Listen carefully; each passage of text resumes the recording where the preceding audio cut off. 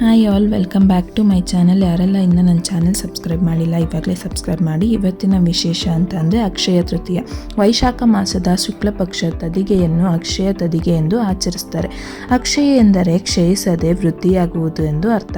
ಈ ದಿನ ಸೂರ್ಯ ಚಂದ್ರರು ತಮ್ಮ ಗರಿಷ್ಠ ಮಟ್ಟದ ಕಾಂತಿಯನ್ನು ಹೊಂದಿರುವುದರಿಂದ ಈ ದಿನವಿಡೀ ಯಾವುದೇ ಶುಭ ಕಾರ್ಯಕ್ಕೆ ಮಂಗಳಕರವಾಗಿರುತ್ತೆ ಅಂತ ಪುರಾಣಗಳು ಹೇಳುತ್ತೆ.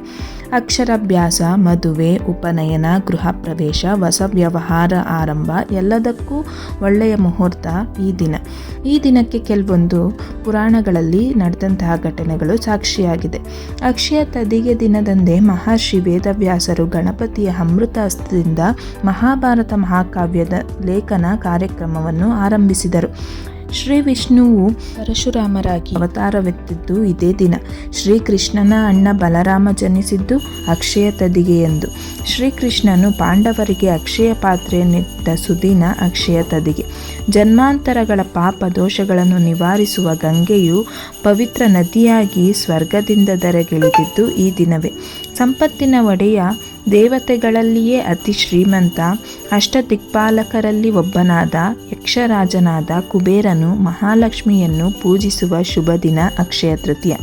ತ್ರೇತಾಯುಗ ಆರಂಭವಾದದ್ದು ಇದೇ ದಿನದಂದು ಎಂಬ ನಂಬಿಕೆ ಜನಮಾನಸದಲ್ಲಿದೆ. ಮಹಾಪುರುಷರಾದ ಜಗಜ್ಯೋತಿ ಬಸವೇಶ್ವರರು ಜನಿಸಿದ್ದು ಇದೇ ದಿನ.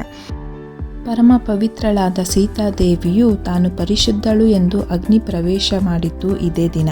ಲಂಕಾನಗರವು ಯಾರದ್ದು ಎಂದು ಸಾಮಾನ್ಯವಾಗಿ ಕೇಳಿದರೆ ಎಲ್ಲರೂ ಕೊಡುವ ಉತ್ತರ ಅದು ರಾವಣದ್ದು. ವಾಸ್ತವವೇನೆಂದರೆ ಲಂಕೆಯನ್ನು ನಿರ್ಮಿಸಿದ್ದವನು ಕುಬೇರ, ರಾವಣನ ಅಣ್ಣ. ರಾವಣನ ಅಣ್ಣನಿಂದ ಲಂಕಾನಗರವನ್ನು ವಶಪಡಿಸಿಕೊಂಡು ಕುಬೇರನನ್ನು ಉತ್ತರ ದಿಕ್ಕಿಗೆ ಓಡಿಸಿ ತಾನು ಲಂಕಾಧೀಶನಾದ. ಕ್ಷಯ ಎಂದರೆ ನಾಶ, ನಾಶವಿಲ್ಲದ್ದು ಅಕ್ಷಯ. ಮಾಡುವ ಕೆಲಸವಿರಲಿ, ಬೇಡುವ ಫಲವಿರಲಿ, ಎರಡರಲ್ಲೂ ಎರಡು ವಿಧ, ಕ್ಷಯ ಮತ್ತು ಅಕ್ಷಯ. ಶ್ರೀಹರಿಯೇ ಕೃಷ್ಣ, ಅದಕ್ಕಾಗಿ ಹರಿನಾಮವೇ ಶ್ರೇಷ್ಠ. ಅದುವೇ ಬಂಗಾರ, ಅದಕ್ಕಾಗಿ ಈ ಬಂಗಾರ ಕೊಂಡುಕೊಳ್ಳಿ. ನಾವು ಪರಮಾತ್ಮನಿಗೆ ಕೊಡುವುದು ಕ್ಷಯ ಮತ್ತು ಮಿತ.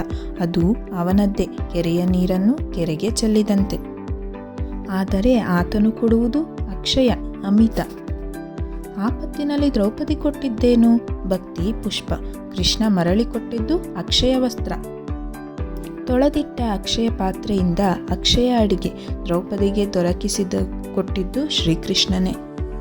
ಕುಚೇಲ ಕೃಷ್ಣರ ಸ್ನೇಹ ಅಕ್ಷಯವಾದದ್ದು ಕೇವಲ ಒಂದು ಇಡೀ ಅವಲಕ್ಕಿಯಿಂದ. ಅಹಲ್ಯೆ ಅಕ್ಷಯ ಸೌಭಾಗ್ಯ. ಶಬರಿ ಸದ್ಗತಿ ಪಡೆದರು. ಹನುಮಂತ ದೇವರು ಬೇಡಿ ನಿಜ ಭಕುತಿ ಪಡೆದರು. ಇದೆಲ್ಲ ಆದದ್ದು ಈ ಶುಭ ದಿನ ಅಕ್ಷಯ ದಿನದಂದು.